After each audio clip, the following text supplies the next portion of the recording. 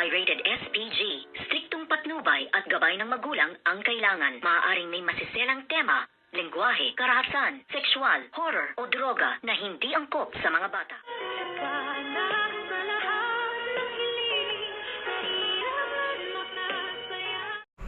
Good morning and welcome sa aking munting channel. Malalagay nga sa alanganin ang buhay nga nitong si Dr. Kim Yang dahil nga nakita niya itong si Dr. Carlos Benitez at agad-agad niya nga itong hinabol at nakipaglaban nga siya at nais niya nga sana itong arestuhin at pagbayarin sa lahat ng mga kanyang kasalanang ginawa simula sa kasal ni Miss Lynette Santos at ni Dr. RJ Tanyag at sa lahat-lahat nga ng kanyang mga kasalanan. At dito naman ay hindi nga inaasahan nitong si Doc Kim na meron palang armas or baril nga ang baliw na si Dr. Carlos Benitez. At dito naman ay iiwanan na ngang nakahandusay nito ngang si Doc Carlos itong si Doc Kim na hindi natin ngayon alam kung ano ang tunay na ginawa nga nitong si Doc Carlos kay Doc Kim. Tuluyan na kayang kinitil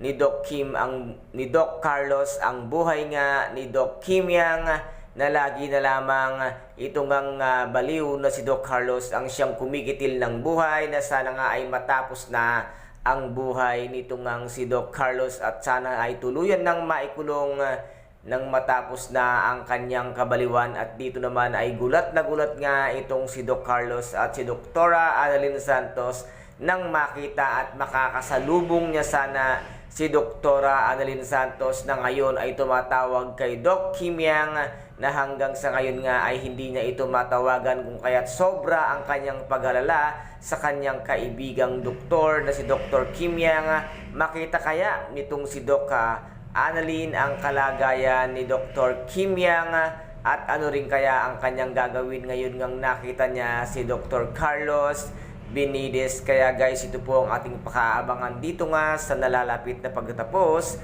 ng Abot Kamay na Pangarap na ngayon ay napaka-intense at kapanapanabik ng bawat eksena. At kung nagustuhan po ninyo ang aking videos for today, paki-subscribe na lamang po ng aking channel, paki-like and share para mag-update kayo sa lahat ng gagawin kong videos dito nga sa nalalapit na pagwawakas ng Abot Kamay na Pangarap. Maraming salamat po.